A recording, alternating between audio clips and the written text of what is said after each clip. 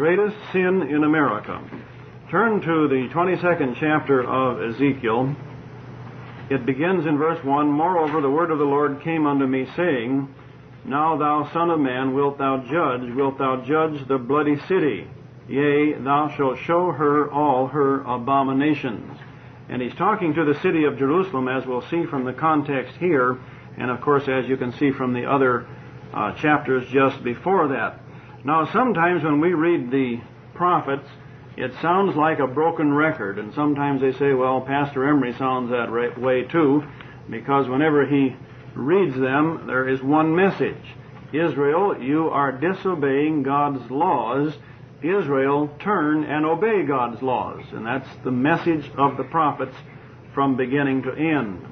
Turn to the 58th chapter of Isaiah, where he was told, Cry aloud, spare not, lift up thy voice like a trumpet, and show my people their transgression, and the house of Jacob their sins. And this was the call of Isaiah, lift up his voice like a trumpet. Now, if you're just speaking, people may not pay much attention, but if you blow a trumpet, they're going to turn and listen. And the point was to get these people to listen. Turn to the first chapter of Jeremiah, where Jeremiah was called to go to the Israel people, and God told him, among other things, in verse 16, And I will utter my judgments against them, touching all their wickedness, who have forsaken me, and have burned incense unto other gods, and worshipped the works of their own hands. So the message from Jeremiah was more or less the same thing. Israel, you have sinned, you are sinning. Israel, turn and obey me. And then, of course, he added the things that God would do because of the sins of Israel. All right, let's go back to Ezekiel 22. In verse 3 he said, Then say thou, Thus saith the Lord God, The city sheddeth blood in the midst of it, that her time may come, and maketh idols against herself to defile herself.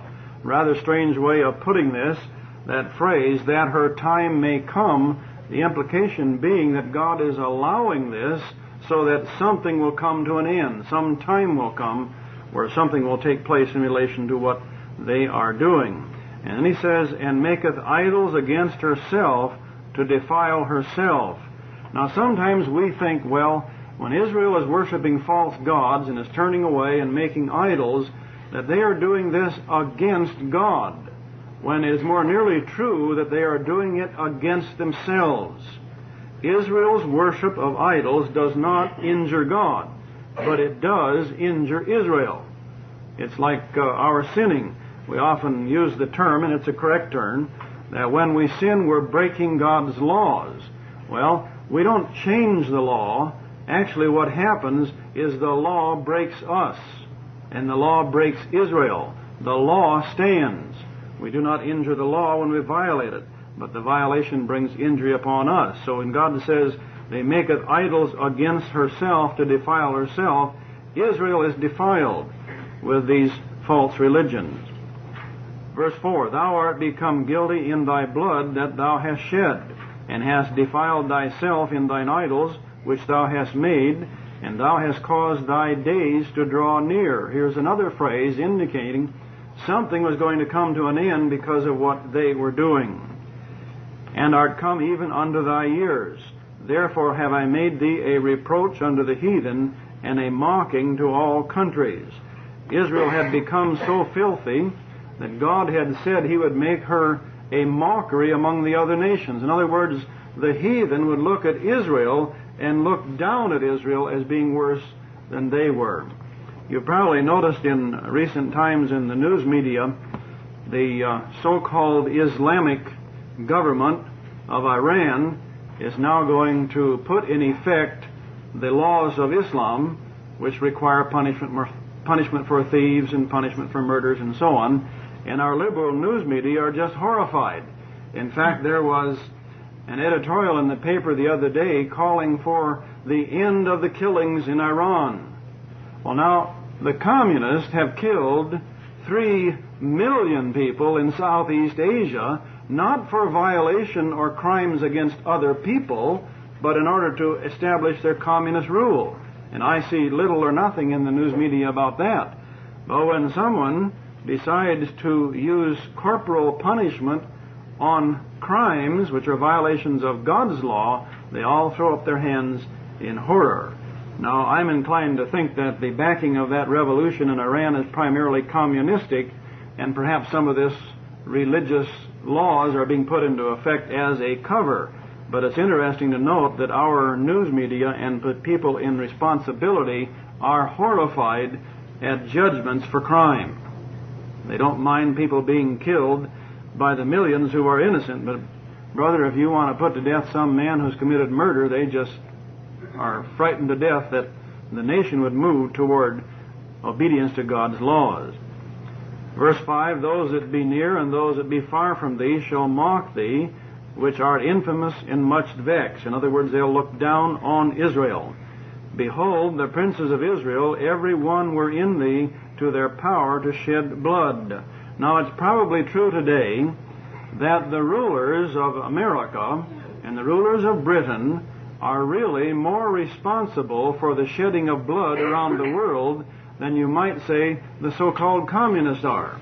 Because after all, who finances most of the wars? Who provides the military armaments for the fighting between the black nations or the black and white nations of Africa? Who allowed or set up the situation where the communists could kill 2 to 3 million people in Indochina after we pulled out? We did.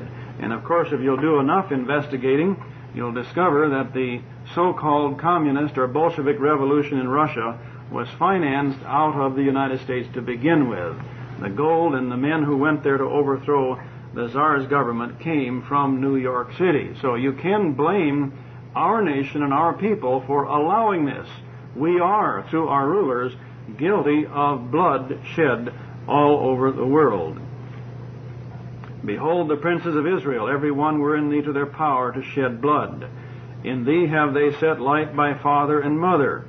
In the midst of thee have they dealt by oppression with the stranger. In thee have they vexed the fatherless and the widow. Now that must have been true in ancient Israel because Ezekiel was speaking to them, but it is true in America today that we set light by father and mother. In fact, our whole educational system is becoming a indoctrination thing to set the children against the parents. If you don't believe that, I would suggest some of you get a copy of that book we have titled The Hate Factory. And it's about the social science classes in our schools. And some of you young people who've recently gone through social studies, they call it, in the classrooms, will realize by reading the book how they set you against everything that America formerly stood for. They make your parents seem to be old-fashioned, and everything that you did was puritanic and too strict, and so on and so on. And by the time our children go through grade school and high school, they come out hostile to our society, hostile to our religion, hostile to their parents. And this must have been going on in ancient Israel, because he said, in thee have they set light by father and mother. And this is done, of course, in America to some extent by our rulers. The fatherless and the widow are being robbed in 1,000 different ways, and perhaps the worst is yet to come. If we ever obtain absolute equality under the law, many widows will not draw Social Security from their husband's earnings. If they've never worked and been dependent upon a husband, they will not have anything coming under Social Security. The deflation of the value of money in savings is perhaps the worst crime, robbing them of their wealth and security. It takes the very bread from their mouths. And in fact, the higher taxation on real estate, on homes, which is forbidden in God's law, is forcing widows and orphans to move from their homes into smaller living quarters or in with relatives after the husband and the father passes away. All of this, of course, is done in violation of God's law and is robbing the fatherless and the widow. Ancient Israel must not have been taking care of the widow and the orphan either, as God indicates here. Verse 8, Thou hast despised mine holy things, and hast profaned my Sabbaths. Now this goes much further than just the profaning of what we call the Sunday or the one day out of 7. We've had opportunity to talk in recent months, as you know, to many farmers when we were in Washington, D.C. And every once in a while we'll take the opportunity to tell them that their problem is not all money, their problem is violation of God's laws. And we mentioned to them that God has a Sabbath of the land, and we asked them if they'd ever heard about it. Well, I don't recall more than one or two ever saying, well, yes, they'd heard that the land was to lie fallow every 7th year. It was not to be cultivated except for 6 years and then lie fallow, and it was called a Sabbath. Now, we profane that because we do not allow the land to lie fallow, and yet almost any person we've ever talked to who has something to do with agriculture will admit that if we were to do that, that would break the life cycle of these insect pests that are eating their crops, and then they wouldn't have to pour on the land all of this poison in order to kill the bugs, and then they poison us in the process. 7th year Sabbath would literally end pesticide use in America, I believe. And of course God's Word says we would be blessed for it, and He's accusing Israel of not doing that. In a newspaper article some time ago, I read how the Jews in Palestine keep that 7th year Sabbath. And of course it apparently is rather typical. They do follow that. Where they have the land, they do farm it for 6 years. Then they rent it to an Arab for the 7th year and let him farm it. So meanwhile, they have kept the letter of the law, you see, but they still get income from the land, and the land does not lie fallow. So it's still a violation in spite of the facade of obedience. In America, we do not even have the facade of that.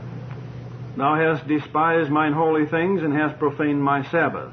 In thee are men that carry tales to shed blood, and in thee they eat upon the mountains, and in the midst of thee they commit lewdness.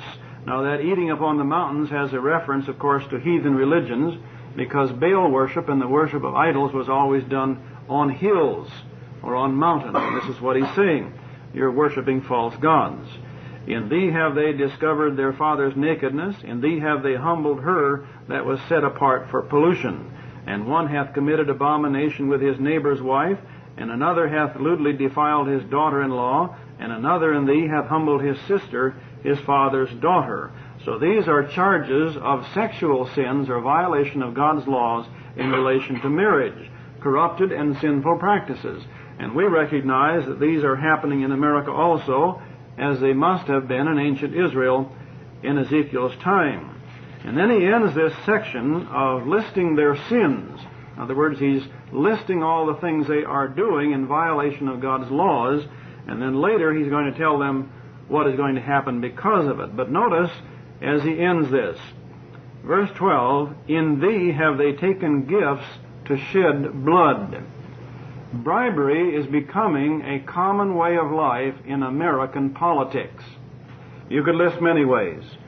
From bribery of top officials in the government for armaments for other nations to make war, bribery of judges to release criminals who then kill or injure other citizens, bribery to approve dangerous medicines and drugs which kill and injure citizens, even such things as national vaccination or inoculation plans which injure the citizens to fatten the pockets of the so-called medical profession and possibly even the politicians.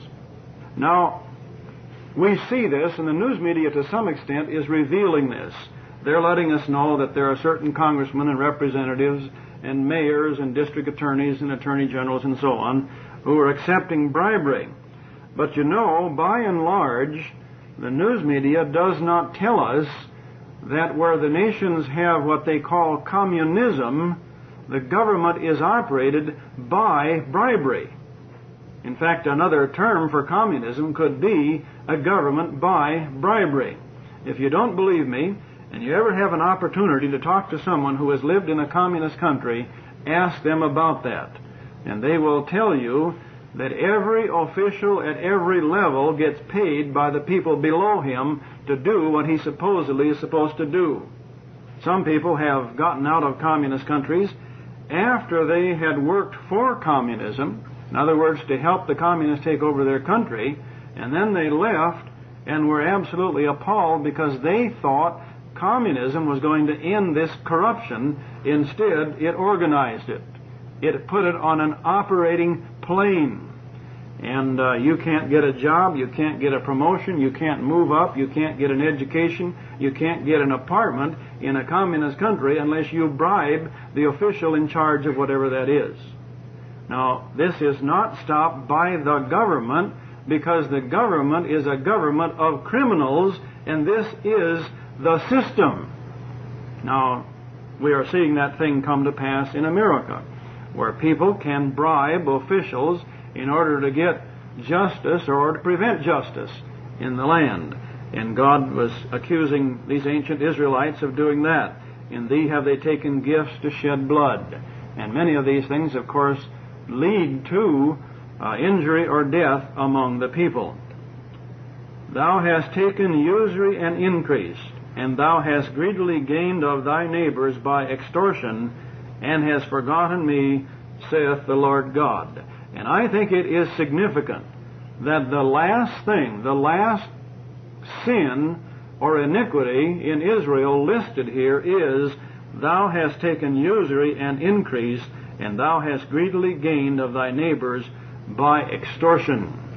You've noticed here, perhaps as we read this, in verses 6 through 11, as he's listing the other things, in most cases it reads, in thee are they that do such and so. In other words, in your land are some people who do such and so. But then when we get down to this last verse, it's changed to the personal pronoun thou. You have taken usury and increase, and you have gained of thy neighbors by extortion. And I think this is an accusation against the whole people of Israel. All of them were involved in taking extortion from their neighbors. Now, if you think you're not involved in that, let's go back to the law and find out why God accuses the whole nation of this sin, whereas the other things, it seems to be that only a portion of them are involved in it. Turn back to Leviticus 25, and we'll read verses 35 through 37. And if thy brother be waxen poor and fallen in decay with thee, then thou shalt relieve him. In other words, you'll do something to alleviate his problem. Yea, though he be a stranger or a sojourner, that he may live with thee. Take thou no usury of him or increase, but fear thy God, that thy brother may live with thee. Thou shalt not give him thy money upon usury, nor lend him thy victuals for increase. Now, whenever we talk to men in the congressional offices, and I'm using this as an example because these are the men who write the laws for the nation. And whenever we mention that God's law forbids interest, some will indicate they didn't know that, but almost without exception, the rest of them, and this is the majority, who admit they did know God's law forbade interest or usury on money, they will say, but who would lend money if they didn't get interest?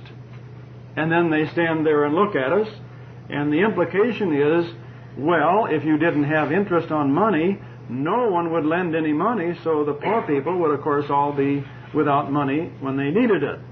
Well, the question is a valid one, because I'll just repeat it right here. Who among you would lend money if you didn't get interest on it? The only people who would lend money without interest are what people?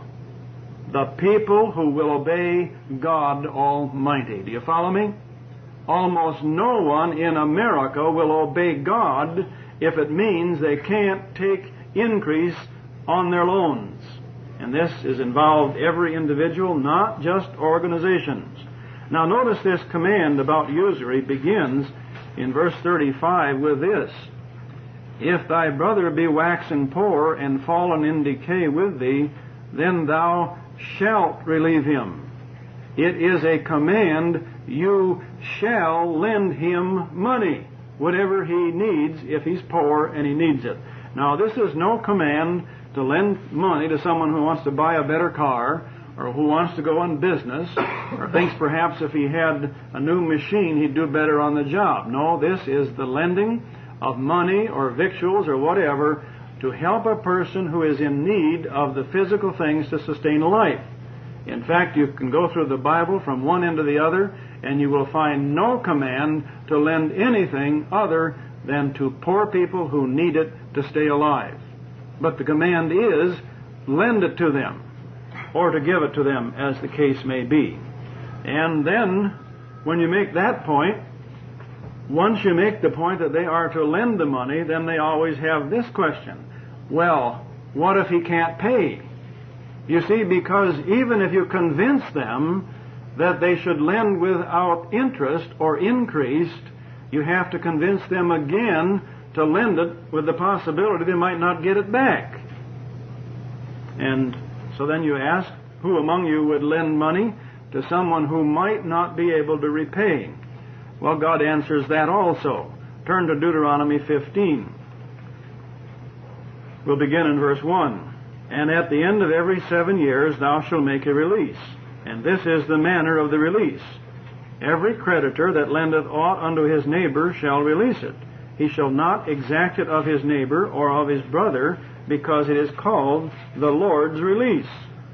The loan is collectible any time during this 7-year period. But if the 7-year period, and this is not 7 years from the time you make the loan, this is a 7-year cycle that is a national cycle. And the loan is collectible and payable any time during that 7 years. At the end of the 7 years, if the individual cannot pay it, you cancel it. Well, in fact, that's not absolutely true. God cancels it. And if you collect a loan beyond the period of 7 years, you are actually taking something that does not belong to you, because God has canceled it. Now, in our laws, some of you realize that we have this to some extent. We have bankruptcy laws where people can file bankruptcy unable to pay, and they will cancel these loans. In fact, most states, I'm not sure about the state of Arizona, but most states 50 years ago had laws on their books that if loans were unpaid at the end of 7 years, there was a statute of limitations and they were uncollectible. They actually had this in most states. They may still have in some of them. They didn't have it as a 7-year cycle. They had it running from 7 years from the time the loan was made, but they still had this principle. Now, the reason for that, and this is a vital one, this is so important that its disobedience will destroy a nation just as America is being destroyed. If all loans are canceled every 7 years, if they can't be collected, there is no way you can place mortgages and debts on your children and grandchildren, which we are now doing in America today.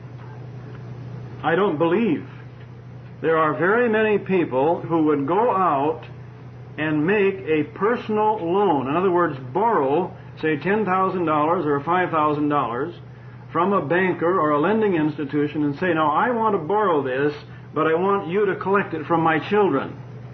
And the banker would say, well, okay, you sign this note and commit your children to pay this, and I'll lend you the money. Most people would not do that.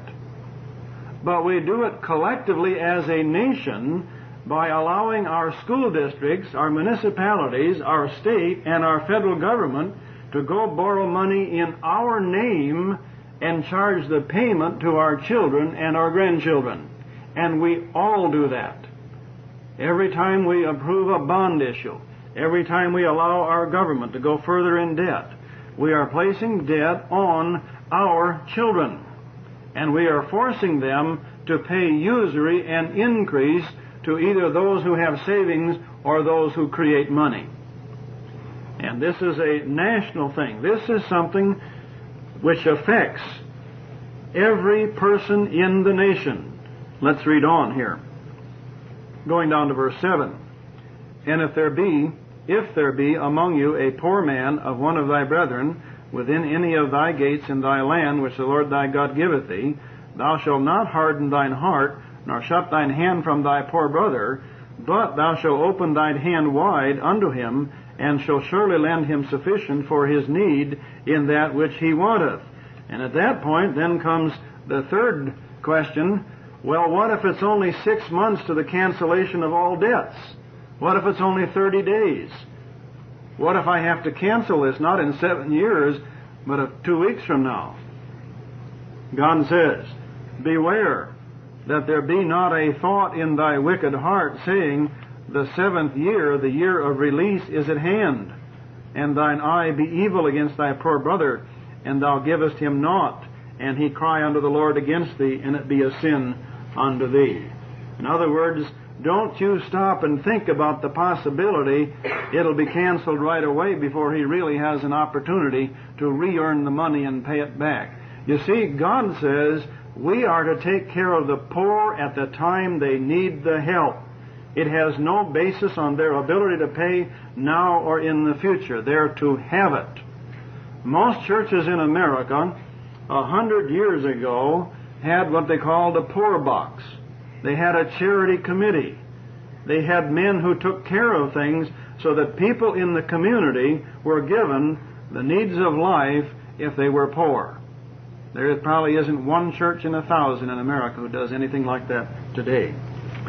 Thou shalt surely give him, and thine heart shall not be grieved when thou givest unto him, because that for this thing the Lord thy God shall bless thee in all thy works, and in all that thou puttest thine hand unto. Isn't that something? Just think about that. God says if you will lend to the poor or give to the poor, when they need it, God will bless you in everything that you do. That's quite a promise. That's a blanket promise that God will benefit you for you having done this thing without thinking of gain, and to some extent without even thinking whether you'll get the money back that you lent. Verse 11, for the poor shall never cease out of the land, therefore I command thee, saying, thou shalt open thine hand wide unto thy brother, to thy poor, and to thy needy in the land. And I repeat again, this is not a command to lend money to people who are not in vital need of the necessities of life. So we're not talking about the lending of money for someone to go into business or to improve their social status or whatever. Go back to verse 4. There's a margin rendering on the first part of that. In the King James it reads, save when there shall be no poor among you. And the margin rendering says, to the end that there shall be no poor among you. Talk about a poverty program. The obedience to the command of God to lend money to the poor that are by thee, and that means in the community, locally. We have organized charity through the government now, so they take your money and they give it to someone 1,000 miles away where you can't even see what's being done with it. And much of that money that's taken from you in taxes for charity is actually stolen by the people who supposedly are helping the poor. So when you don't take care of the people in your own neighborhood and your own community, according to God's command, then the robbers come in and they take more than you would ever lose by helping the poor in your own community. And this seems to be, as we read in Ezekiel, of course, an accusation that all of Israel was violating this thing. To the end there shall be no poor among you, for the Lord shall greatly bless thee in the land which the Lord thy God giveth thee for an inheritance to possess it, only if thou carefully hearken unto the voice of the Lord thy God, to observe to do all these commandments which I command thee this day. For the Lord thy God blesseth thee, as he promised thee, and thou shalt lend unto many nations, but thou shalt not borrow, and thou shalt reign over many nations, but they shall not reign over thee. And this promise that you will not have to borrow, you Israel nation, as a nation you will not go into debt if you take care of the poor in the land according to my commandment. Now, whether you believe we're taking care of the poor or not, it's obvious that we're in debt. The entire nation is in debt to at least twice the total value of all the land and improvements in the nation. As I pointed out in my revising of the book, Billions for the Bankers, if America turned over the entire nation to the money lenders, that would cancel about half of the debts. We would still owe them another America in order to get out of debt. Now, God told Israel, if you'll take care of the poor in the land, you'll not borrow. But He also told them something else in Deuteronomy 28. Deuteronomy 28 is a chapter where God, through Moses, exhorted Israel to obey the laws for blessings. And then He says in verse 15, "But it shall come to pass, if thou wilt not hearken unto the voice of the Lord thy God, to observe to do all His commandments and His statutes, which I command thee this day, that all these curses shall come upon thee and overtake thee." And then He lists a number of them, including verses 43 through 46. "The stranger that is within thee shall get up above thee very high, and thou shalt come down very low. He shall lend to thee, and thou shalt not lend to him. He shall be the head, and thou shalt be the tail." Isn't that something? I don't suppose, and this is a tragedy, I don't suppose there's one church in America in 100 that understands that disobedience to God's laws will put you in money debt. You know, they have a hell that the churches say, oh, if you disobey God's laws and you sin and you don't go along with the preaching of the church, your punishment is going to be burned in hellfire forever and ever. And they don't tell the people that you will be in debt and you'll be ruled over by aliens in your own land. So you see what happens? We go in debt, the nation is put in debt, the aliens take over the land and rule us and control us, and the church-going people don't understand why it's happening or how it's happening. They don't understand that God said evidence of your sin is debt and rulership by aliens. I can prove America is in sin and iniquity by pointing out that America is ruled over by aliens, without even pointing out the sin itself. So this is what will happen to you. "He shall lend to thee, and thou shalt not lend to him. He shall be the head, and thou shalt be the tail.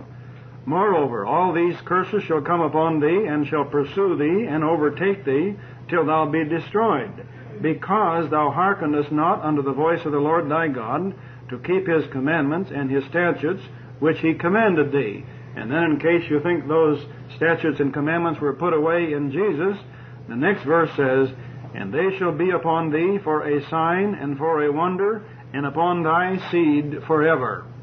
No indication that the judgments for disobedience in these things would be put away.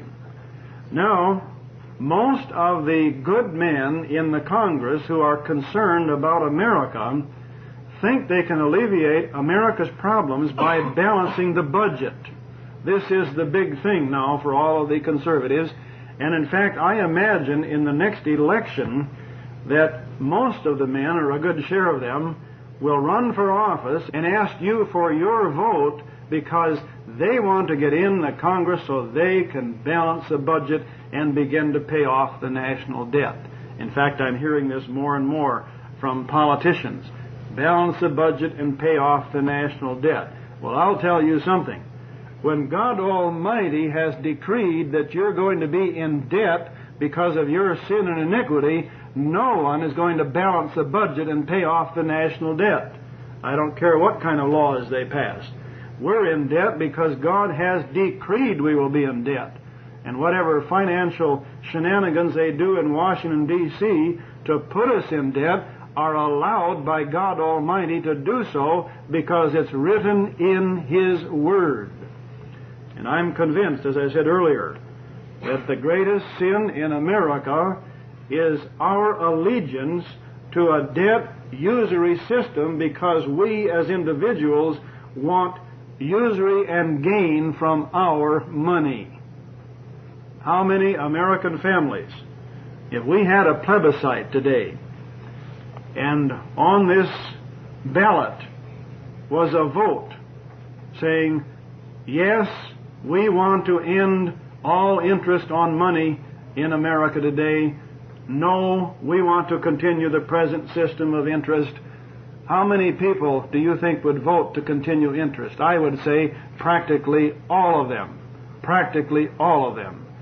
There must be thousands of families in America, especially husbands and wives of 50 years old and up, who have money in savings and loans, in U.S. bonds, in some sort of securities where they are drawing interest. And they would fight you if you tried to tell them they shouldn't draw interest on that money. And they're probably drawing interest on $3 or $4 or $5 or maybe even $10,000 or $20,000, and not even realizing that they may have 2 to 4 children who are paying interest on $50,000 to $250,000 at the same time they're drawing a few paltry dollars on a few $1,000s. Interest, usury on money, is destroying America, and yet I believe the vast majority of the American people, if it were given to them to vote, would vote for interest on money.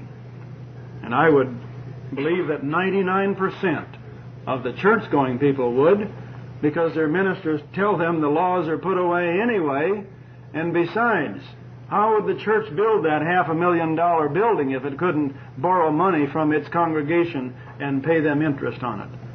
Almost every large church in America that cost over $1 million is paying someone interest on money that they borrowed to build that church. I get several religious publications, and almost every month there are ads in the want ad sections or in display ads in these Christian publications offering 8%, 9%, and 10% on your money if you will lend it in the purchase of church bonds so somebody somewhere can build a building. This thing permeates our society to the extent that I believe it was God's purpose to add this in Ezekiel 22 as the last sin and charge every individual in the nation with committing it. I'll turn back to Ezekiel again, and let's read that, and then I want to give you a demonstration here in a minute or so. Ezekiel 22, he says, "Thou hast taken usury and increase, and thou hast greedily gained of thy neighbors by extortion." Now think of the command itself. Individuals in need, your neighbors, the people in your community who need something, you are commanded not only to give it to them, you're commanded to lend it to them without interest, and you're commanded that if they can't pay it back, you forget it, cancel it, let it go. Well, instead, we have proliferating all over America these publications called financial newsletters. Some of you know about them. I subscribe to one primarily so I can see what's going on in the minds of these people. This is Howard Ruff, called The Ruff Times. How many of you know about it? Oh, I see quite a few of you do. It's advertised as the fastest growing newsletter on finances, economics, and current conditions in America today. Well, the issue that I just got today has a library of books which he recommends that all of you people should buy. Now, mind you, the people who subscribe to this are those who know something about the current precarious situation in America. They are afraid of economic collapse, food shortages, strikes, possibly even revolution, even war, outside attacks by foreign countries, and so on. So here are the books which you're supposed to read that will help you do what you should do in this time of near calamity. And let me read some of the titles here and make some comments. Here's one: How You Can Profit from the Coming Price Controls. How to Become Financially Independent in Real Estate. Common Sense Economics, and then the subtitle, Your Money, What It Is, and How to Keep It. Number 4, Safe Places East of the Mississippi. A whole book on it. Here's another one, Field Guide to Edible Wild Plants. Now think, they're talking about the possibility of situations so grave and so terrible that you may have to live off the land. That's only one book. The other 25 are telling you how to make money. while you're living out there eating grass? I don't know. Number 7, how to make profits in commodities. Number 8, Kinsman's Guide to Tax Havens. In other words, how to keep from paying taxes. Here's one, The Crash of '79, prophesying economic collapse this year. Here's another one on survival, Finding and Buying Your Place in the Country. And then, this one is titled The International Man. And this is a book written to tell you how to invest and operate in businesses in other countries so you can make money while America falls apart. The International Man. Here's another one, New Profits from the Monetary Crisis. And then finally, Howard Ruff's book himself, How to Prosper During the Coming Bad Years. Now, I don't know whether you noticed as I read those, but there is a thread that runs all the way through this. What is it? How you personally can survive, and not only survive, but make money while your fellow citizens are starving to death right around you. It is totally based on greed and selfishness. Now, I believe that Howard Ruff is an honest man, and he's concerned for the nation, but there are 28 books in this list, all costing all the way from $1.95 up to about $12.95 a piece. This is being touted, or these are being touted to the people in America who know most about our bad situation. Not one of them even suggests that the way out of our problems is to get back to God. Not a one. And not only that, they're telling these people how you can make money while everyone else is losing their life savings. What is wrong? There has to be a great change in the spiritual nature of the American people. We are so steeped in sin and greed in this land that we cannot even see what we are doing wrong. These mostly are what we would call good people. And what are they trying to do? They're trying to save themselves while the rest of the nation goes to Hades or wherever you think it might be going.